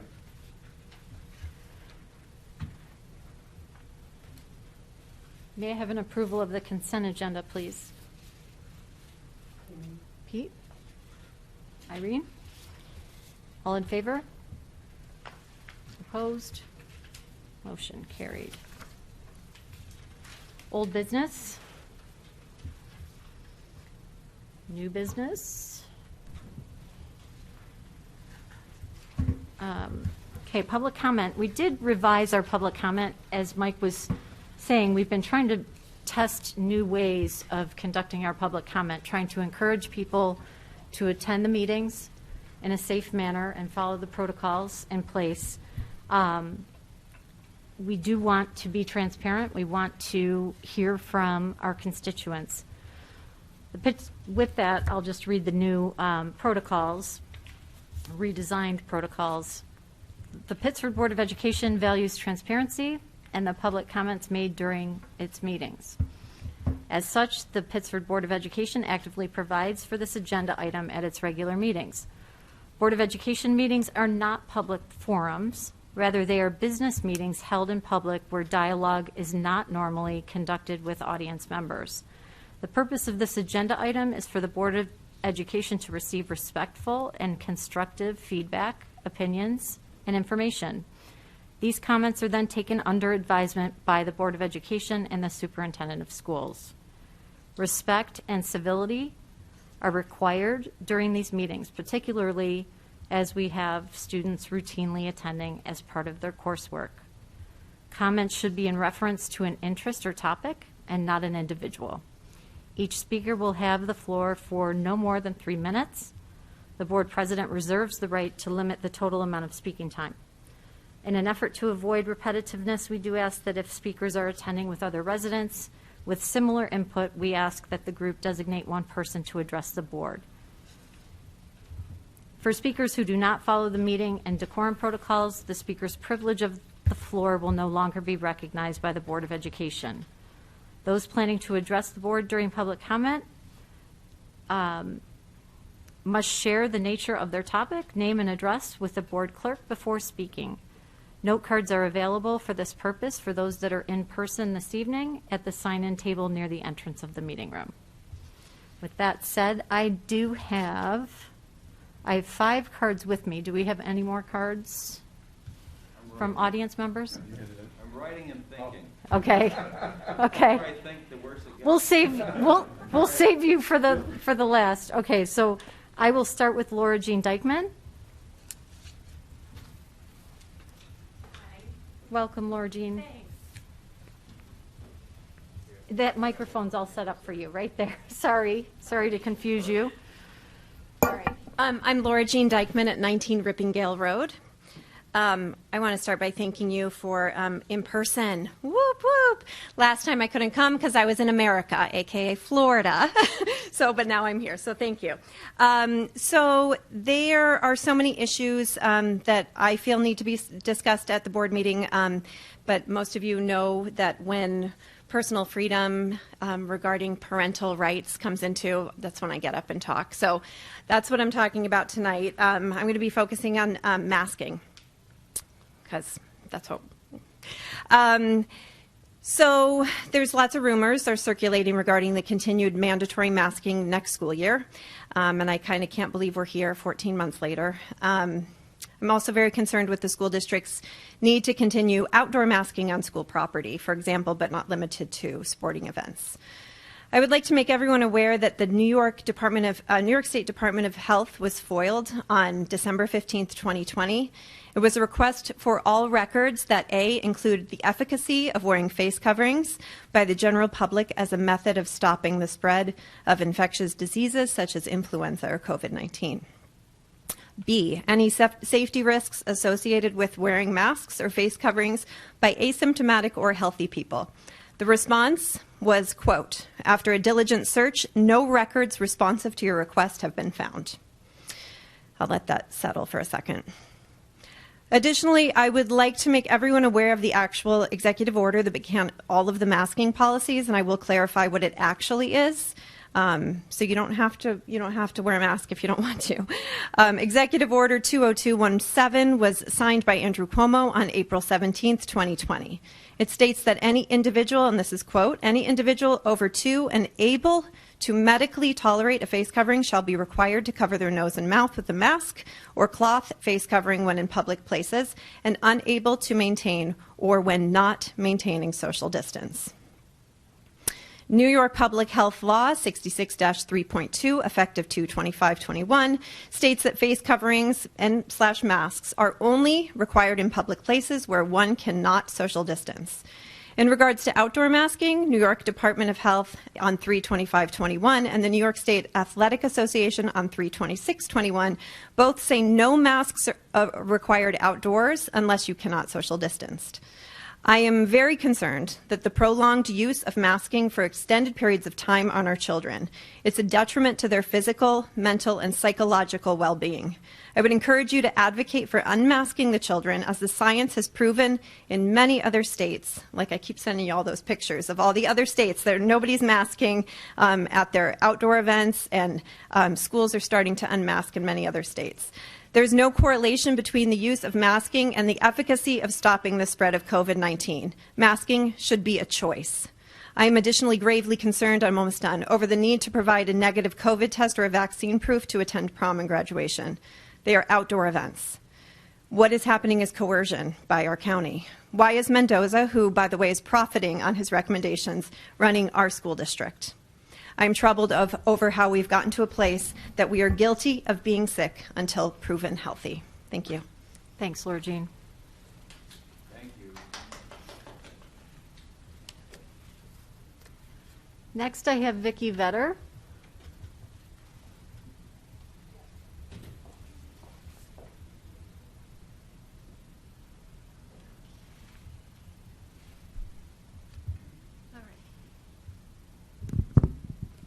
Good evening. My name's Vicki Vetter, 24 McCord Woods Drive. I think you all know me by now. Back from the great state of Florida, where children or families have had the choice to send their kids to school 5 days a week since last September. Or if for medical reasons they wanted to stay home, they had that choice too. My topic tonight is on the budget. And I've addressed this before. So I've done my homework. First, I want to thank Mr. Kinney. I know he does a lot of work, and the district's lucky to have him. So in reviewing the financial statements from the last fiscal year, after we had passed the budget for this year, not knowing what to expect, the school being closed down for 3 months, not providing services. Just in summary for the community who doesn't read budgets or look at the fine print, the district last year had a surplus of $4.8 million. Revenues increases, expenses decreased. That sum of $4.8 million was put into the, I guess later subsequently was decided to put in the capital reserve fund. The total general fund balance at June 30th was $57.6 million. Total capital reserve funds is $23.9 million. All of that adds up to a lot of money. In the capital reserves, there's those three pieces: $4.9 million in technology, 16.6 for building, and busing is just under $5 million. So at a prior board meeting, I made an appeal, maybe last month or the month before, on putting together the budget for this coming year that we at least consider putting forth a budget that is flat.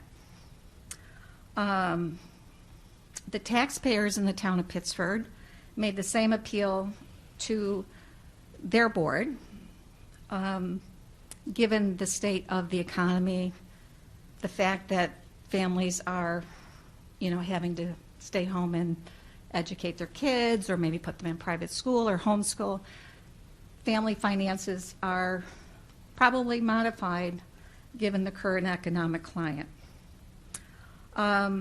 This year, we have not provided 100% of the services that we would normally provide under normal years.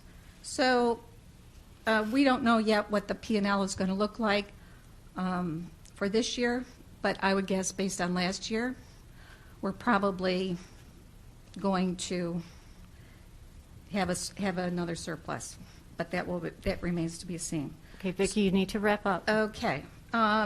So this year, as was noted, you put forth a $144 million budget, which is a 2.6 year-over-year increase. By the way, that equals to per pupil cost of $25,000 per student. And as it was mentioned, we're anticipating another windfall of $2 million foundation aid from New York State and $6 million from the Fed, although I know that's earmarked for something else. So in light of all of that, I would ask you to take the taxpayers and the families into consideration when you just put forth this budget and keep it flat, retool the numbers, rework the numbers, take money out of the reserve. However you do it, find a way to adjust the budget. And if it's too Vicki, late you've run in the out game, of time. I will be voting no, and I invite other parents in the community to vote no as well. And Thank you, Vicki. I just want to make one last point. Your proposition on the technology, $875,000 to build a tech fleet of one-to-one mobile technology, I think, Mike, that's what you called it. If you're planning on being in school, if you're committing to being in school 5 days a week next year, why do all these kids need all of this technology Thank you, and spend Vicki. another $1 million of the Thank you. taxpayers' money? Thank you. I just want to Sure. comment a little bit. The first thing I would want to address is, as far as the pandemic and the financial concerns, that's why we spent an additional $1.6 million on staffing so that we can have elementary students in school 5 days a week. So parents did not have to choose between working or staying home with their students.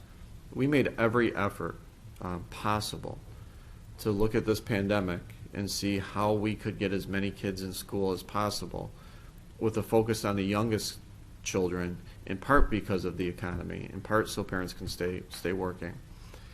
The technology and everything else that was shared there, and Vicki makes logical points.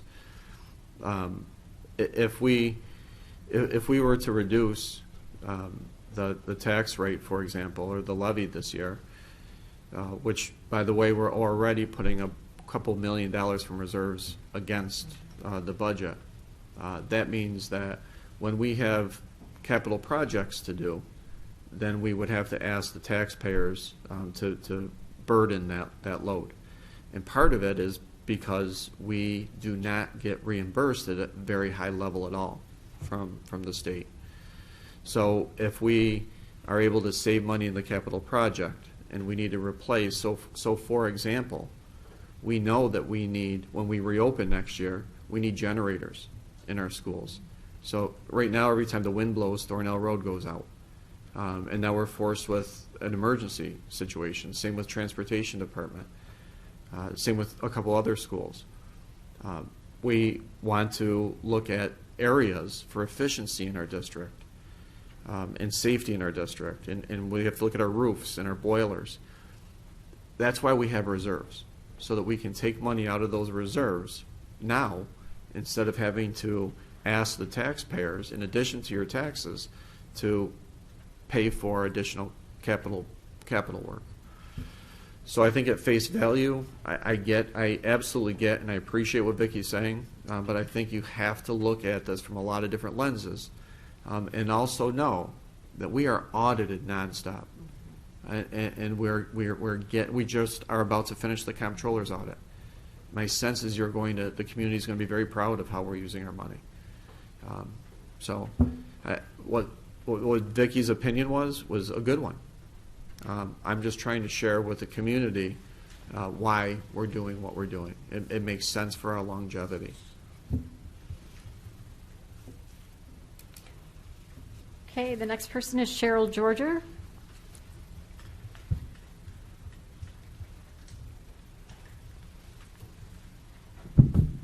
Hi, my name is Cheryl Georger. I live at 70 Woodland Road in Pittsford. I'm a teacher and a parent. Just want to make one correction. It is not a pandemic anymore. It is an endemic. However, I'm here to talk about Pittsford being and always has been a leader in the school districts in New York State. It's a fact. There is no excuse for Pittsford and all of its resources to not have kids doing what Penfield and Spencerport and other districts are doing at a bare minimum of opening up the middle schools 6 through 8 grades, 5 days in person. We need to continue to lead. Leaders have to make difficult decisions and sometimes go against those who are above or in power. Dr. Mendoza is not following data. We all can see the data and research. We know in-person school is best place for kids and staff 5 days a week in person. It has been proven that it's very safe and actually a protective layer for those teachers. I'm hoping that Pittsburgh residents vote for candidates who support opening schools fully. I'm not sure why you aren't opening schools fully, and I would like to know the answer to that, and I don't really want to know it's because from Dr. Mendoza or the Department of Health or any of that, because we're doing it in Penfield and we're a bigger school district than you in one building. So please answer that question, and thank you for your time. Thank you. And that was actually covered during the superintendent's report, I believe. But I would also I have to say again, as far as leading, having K-5 open in September is something that not many districts can hang their hats on. And I just have to thank everyone involved to getting our youngest learners in school. I will also agree with you that the best place for students is in school full-time. 100% agree with you. I think everyone around the table agrees with that. Do it. Okay, Clayton, you're next. If I may, I'd like to speak over there because I have a notebook that flop all over. Thank you. I timed it out to about 3 minutes and 10 seconds, so bear with me here when I get it started. The first thing I wanted to say, and this is a quick aside, you want what was the word, collaboration. Okay, I'm a very highly trained physician. Go look at that map of New York State that you put up there. There's 2 counties that are outliers. Those 2 counties that are outliers are Monroe County and Erie County. The 2 most avid, non-opening Department of Health commissioners are Gail Burstein in Erie County and Mike Mendoza in Monroe County. Guess who controls the numbers, the positivity numbers in their counties? In Erie County, it's Gail Burstein, and in Monroe County, it's Mike Mendoza. So if you trust those numbers, I got a bridge to sell you that goes from Manhattan to Brooklyn. Just keep that in mind. You're getting played, people. You're getting played. Okay? I'm going to go back to my full-time thing now. Excuse me. At the last board meeting, and again today, Mike, you said that you are operating with the full expectation that schools are going to be fully open in the fall. Remember, there's hundreds of schools in New York State that are fully open right now. There's schools in Suffolk County, bigger than this, that have been fully open since the fall. Liverpool's open now. They don't have Mike Mendoza to deal with, but they're fully open. Just outside the county, Brockport's open, Wayne's open. So we're talking about September now, and these places have been open for months.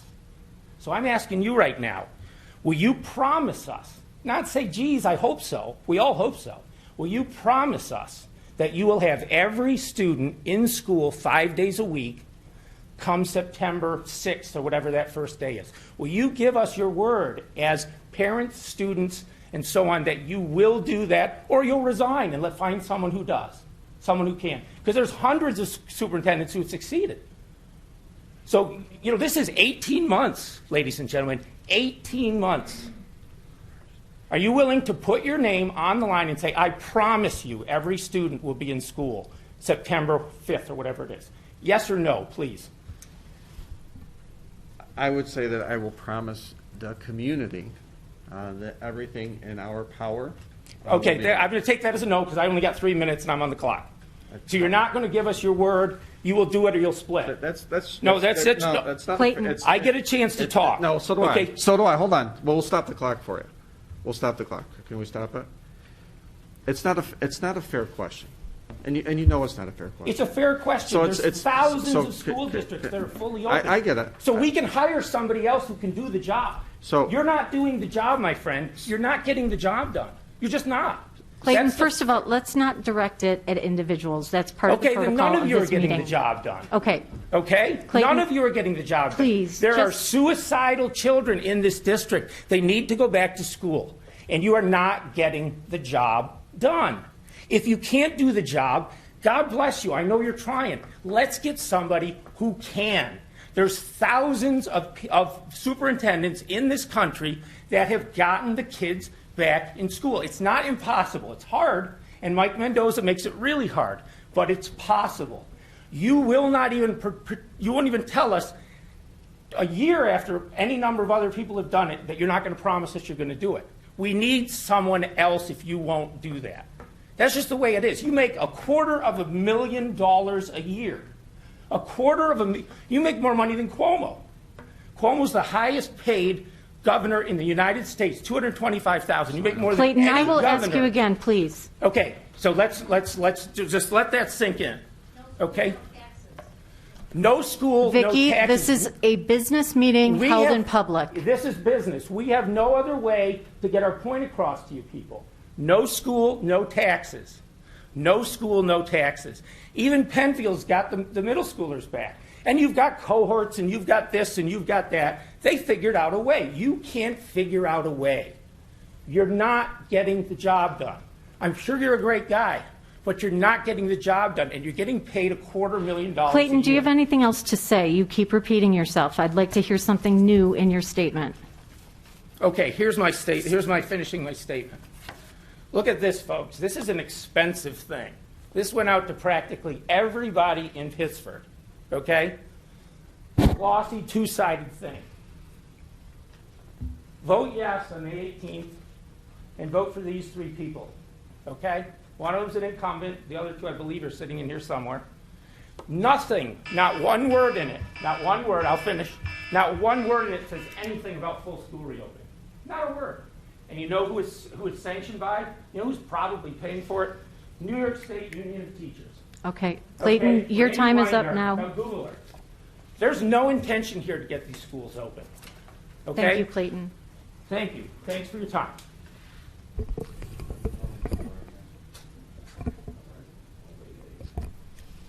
Okay, next is Nicole. do I'm you want sorry. to say something? Just quickly.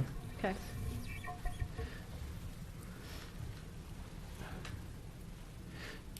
There's a lot to be said, I think, about having our youngest learners in school since September. There's a lot to be said for that. And so half of our students have been in school since September. I don't think that could be lost. I get the frustration that's coming out. I do. I get the frustration from the pandemic. I get the frustration that's weighing on people. And I get the fact that how are you not open? We are at a point now where we can choose. We can choose tomorrow to not follow the law and reopen. And then at what point, I see the clapping. But then at what point do we pick and choose the laws we want to follow and the rules we want to follow? That's where we get stuck. So what we're doing with fidelity. And we're trying to do it in a way where we can bring back people. When I hear, make me a promise that we're going to reopen next year, I don't see a situation where we won't reopen. But I also can't predict what's going to happen but beyond COVID. I mean, that's a setup question. So I don't see how we're not reopening fully next year. I really don't. That's going to be our collective commitment. So I hope people know that. I hope people hear that. I don't see a scenario where we're not. Thanks, Mike. Nicole.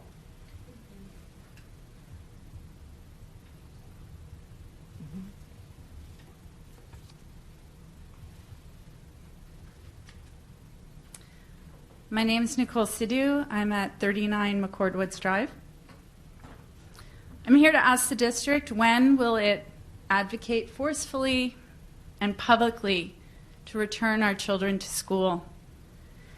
Superintendent Pero implied that other districts have different circumstances from our own district. That's not accurate. Suburban districts downstate opened weeks ago. At that time, they had high case numbers. They had high infection rates. And anyone who wishes can go onto the Open Schools Monroe County Facebook page or the Nicole Sidhu for Pittsford BOE Facebook page and check the statistics right there, because you can scroll down and find them right there, okay? High case rates, high infection rates. The difference is not circumstance. By the way, these are suburban districts, very similar to ours, okay? The difference is not cases or spaces, it's advocacy. Simple as that, advocacy. The Erie County red zone that the superintendent pointed out on the map. One thing we need to know about that is that New York State Supreme Court Justice Emilio Kolyakovo last week ordered districts in Orchard Park and Williamsville to offer in-person full-time instruction for middle and high school students. He ordered them back by May 17th. Starting May 17th, where he expected that they would be at 100 cases per 100,000 population or below. He saw that the cases were falling, as they are now in Monroe County. Our cases are also falling in Monroe County. So why not announce? Why can't the district announce a return, as the justice ordered for those two districts in Erie County near Buffalo, with very high case rates similar to our own, high infection rates similar to our own? I assume that this judge, since he is a New York State Supreme Court Justice, knows the law. So I don't think that he would recommend these districts violate the law. He said, and I want to quote him, "Healthy children, unlike adults, cannot sit at home captivated by silence or screens. Their mental and physical well-being requires more. When that is endangered, courts must do all they can to protect them." Why is our district not doing the same? These are our children. I spoke to a local pediatrician last week who said he had become a psychiatrist because all of his patients had mental health issues. These were literally his words. Our children are suffering. 67% of schools nationwide are back in full-time K-12. 76% of districts in New York State are back full-time K-12. Why not ours? I don't think you fully answered that question. Thank you. Thanks, Nicole.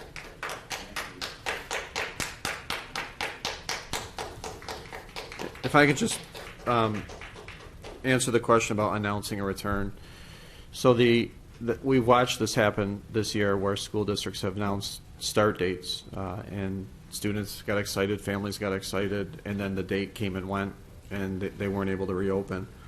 The judge's verdict is, and I'll read it, is ordered, so long as community transmission rates are at or closely near 100 per 100,000, Williamsville and Orchard Park School District shall return full-time instruction.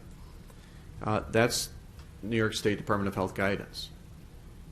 That's what we're waiting for too. And so what he's ordering is for schools to come back in school when the rates are at 100, which is what we're doing too. I can't announce a date when that's going to happen.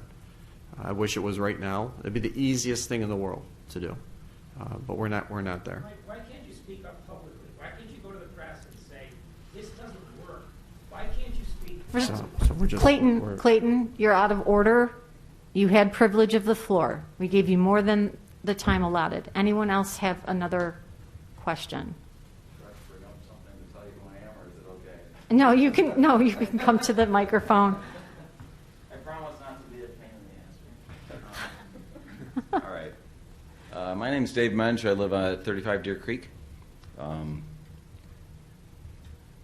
This district is phenomenal.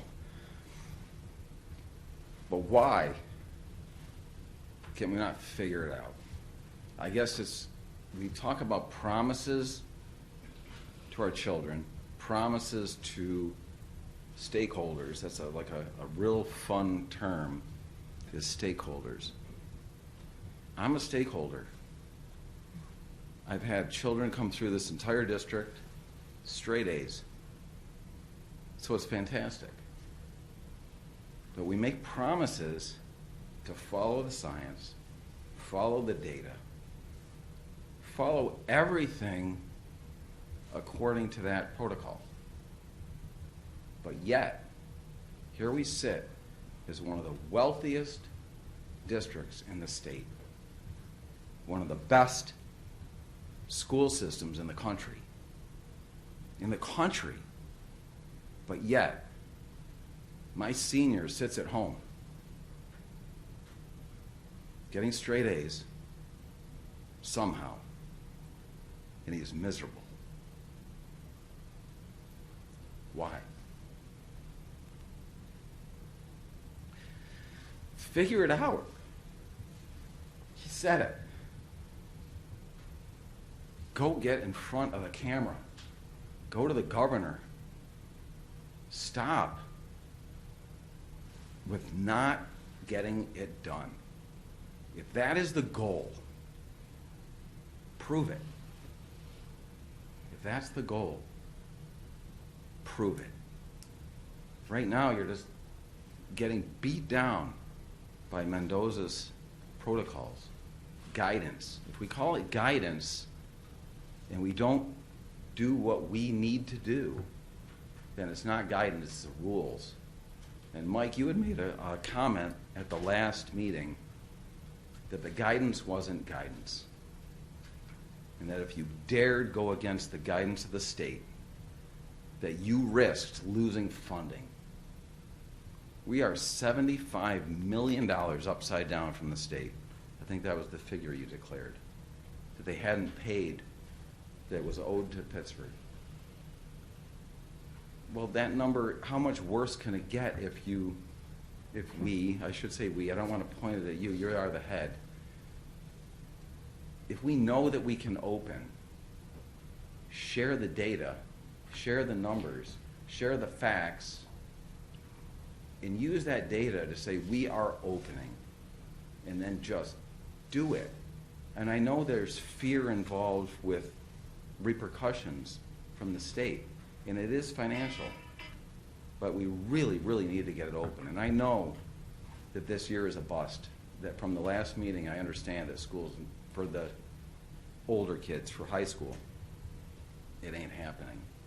And I can't tell you how my heart aches. It is. Thank you, Dave. Dave. Hey, Dave. I thank you for that.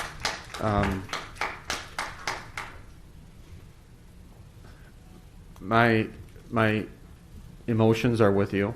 My son's a senior too. I've watched the same things you're watching and seeing. I get it about following the science, following all those other things. And we don't care about money that's lost if we open or don't open. It's beyond money.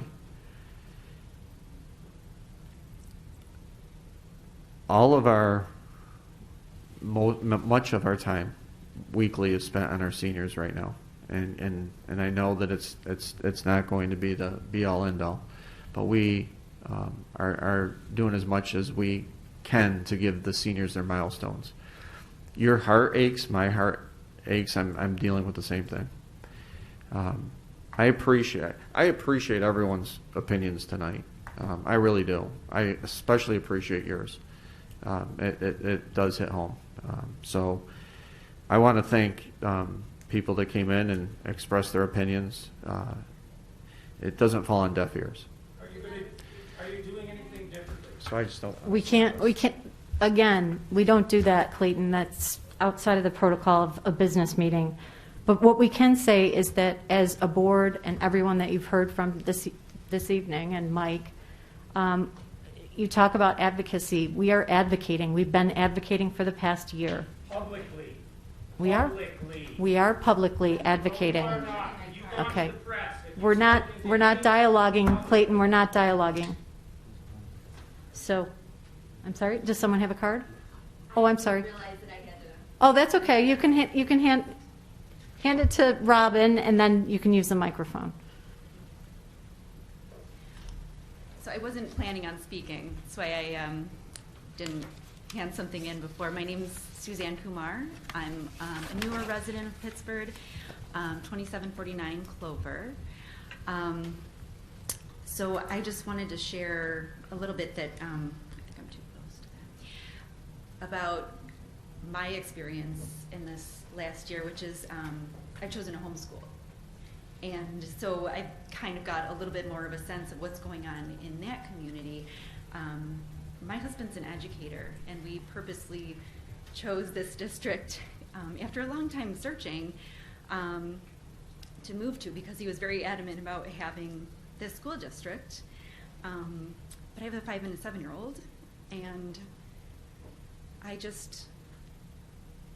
could not send them to school with everything that's going on. I just, in my gut, feel that it's very detrimental to little ones.